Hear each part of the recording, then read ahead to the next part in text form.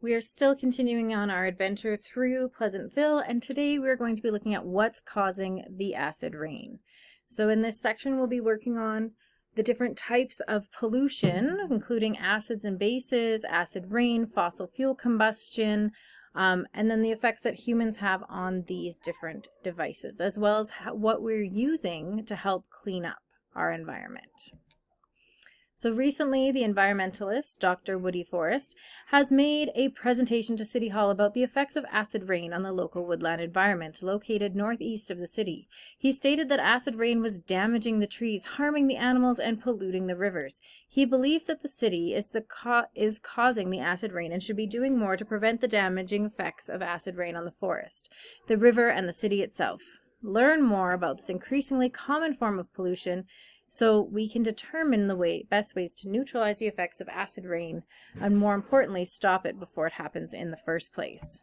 So before we can figure out how acid rain is affecting our environment, first we need to know what acids and bases are, and that is key.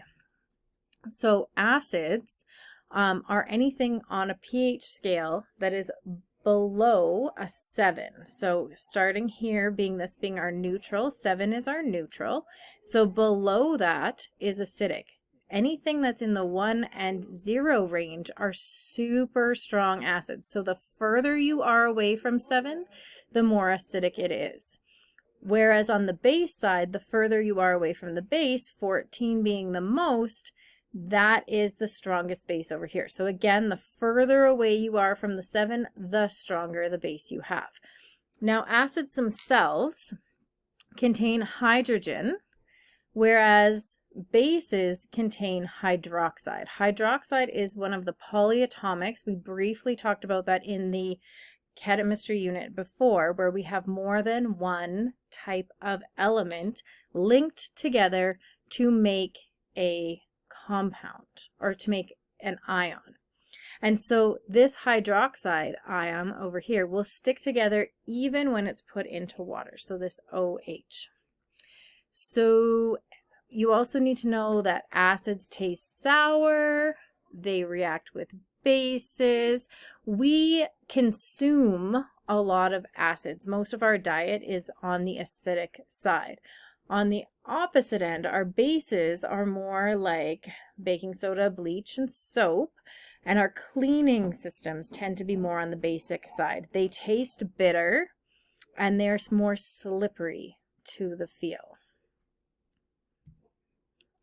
As well, when they're in water, the bases will break down and contain that OH polyatomic compound or polyatomic ion.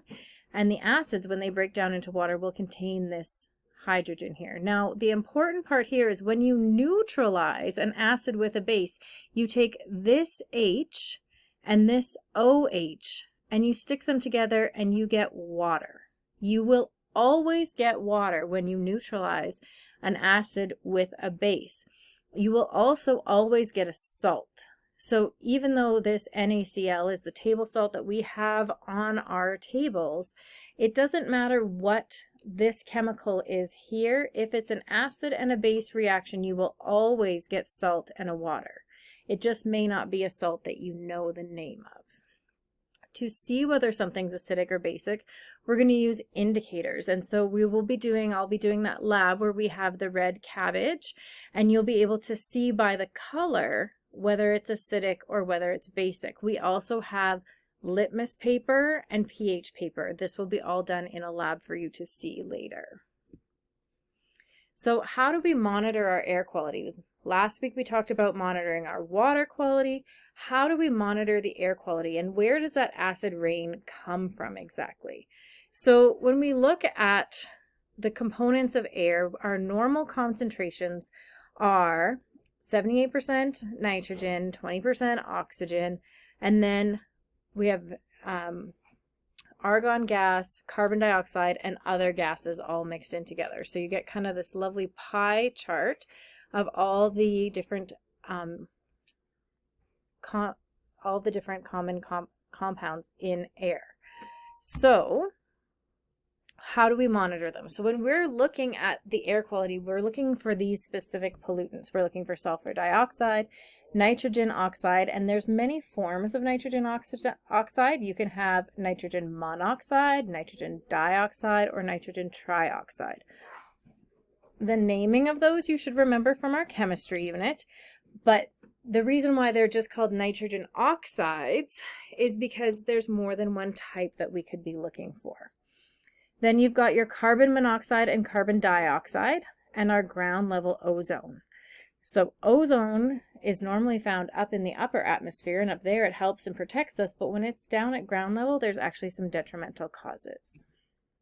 So let's talk about each one. Sulfur dioxide, we get this from industrial factories, combustion of fossil fuels when we're making them into electricity, combustion of gasoline in vehicles, and combustion of natural gases for heating our homes. These are the ways that we get sulfur dioxide into our environment.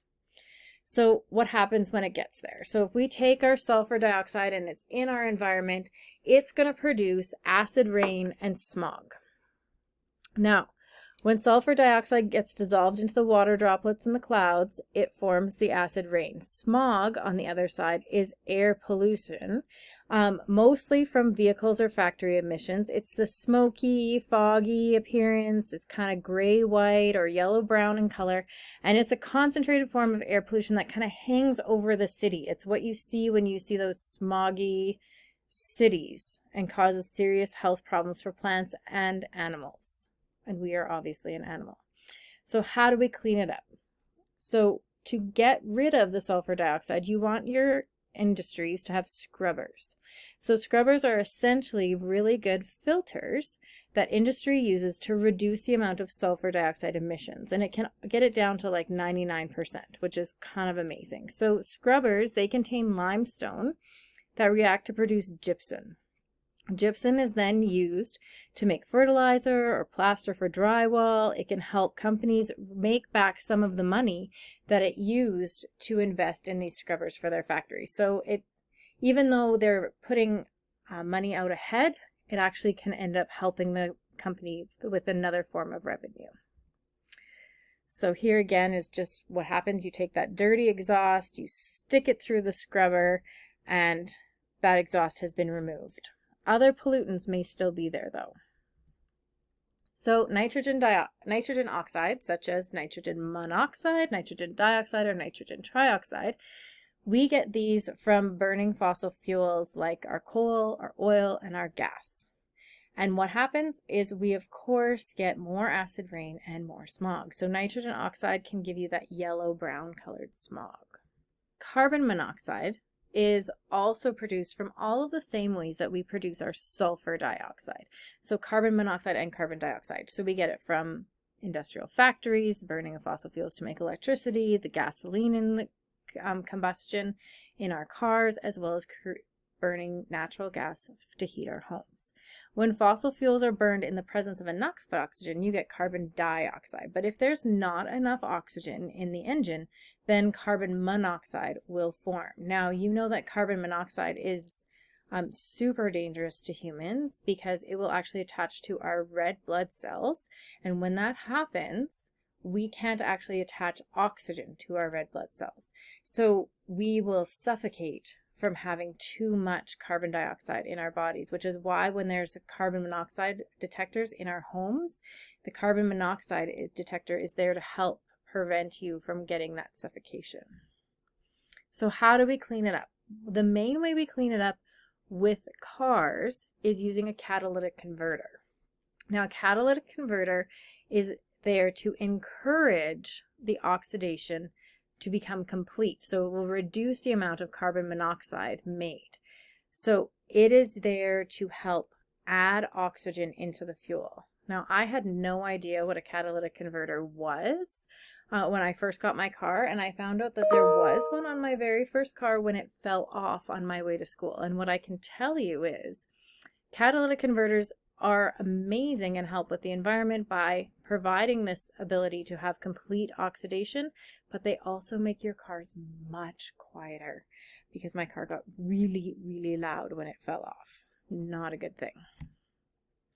So again, this is just how that works. So it's going to add in the extra oxygen so that you get full combustion. Ground level ozone. We get ground level ozone when we have fossil fuels being burnt in our cars, vehicles, and factories, and the ground level ozone has an effect on children, people with lung disease and asthma. It also affects crops such as wheat, soybean, and onions, and causes the deterioration of materials such as plastics. So ground level ozone has a big effect on our environment. So sometimes the finding of pollution can be difficult for environmental chemists. So in Pleasantville, the acid rain problems were first noticed by Dr. Forrest in the northeast of the city in the Woodlands area. But the dispersion of air pollutants can be affected by many factors, including the properties of the pollutant, its weight and shape, the wind speed in the area, the direction of prevailing winds. Once a pollutant like acid rain reaches the ground, they can be transported to new areas by surface water, like rivers and lakes and streams. They can be transported through local groundwater systems if the soil is permeable enough to allow for the pollutants to seep down into the water table, and they can be transported through the soil itself, depending on how porous the soil is. So it becomes much more complicated once it's in the environment. If we can get rid of it beforehand, that's the best solution. So when we're monitoring the atmosphere, we also monitor a few other effects of air pollution, which is our greenhouse effects, our enhanced greenhouse effects, and the ozone layer itself. So the greenhouse gases, you've heard about these all through your education. So greenhouse gases are like your carbon dioxide, water vapor, nitrogen oxides, and your methane. And we actually need these. We need the greenhouse effect because it allows the earth to trap some of the heat and allow life to exist. So we need to have the greenhouse effect. However, what's happening is we have enhanced the greenhouse effect and caused global warming or climate change, whatever you want to call it, by adding in more of these chemicals that we had to start with, but we are also getting rid of things that help. So we've added the greenhouse gases, and then we've also taken out the trees being what removes carbon from the air during photosynthesis. So if you add more pollutants and then reduce how the earth can get rid of those pollutants, it starts causing this enhanced greenhouse effect. So as we are noticing, we have extreme weather changes. We have melting of glaciers and ice packs. We have the spread of disease. We have the acidification of the oceans. So we're starting to see all of these things become common and not anomalies like they used to be. Our ozone layer naturally occurs up in the upper atmosphere. It absorbs the UV light, and it prevents the harmful stuff from getting to the earth. But we noticed that we were starting to wreck it. It was becoming thinner and thinner. So the chlorofluorocarbons, CFCs, which were used in refrigerators, aerosol cans, and fire extinguishers, those were actually found to be the main problem for these, is they go up and they just continually cause damage to our ozone layer as it bounced around and caused chemical reactions. So can we fix what we've already wrecked? For the ozone layer, we've actually seen that since we have banned many of the CFCs, that there's actually some studies suggesting that the ozone layer could be slowly repairing itself, which is great news. So this is all for the acids and bases and pollution at this moment. So now you should go do your question.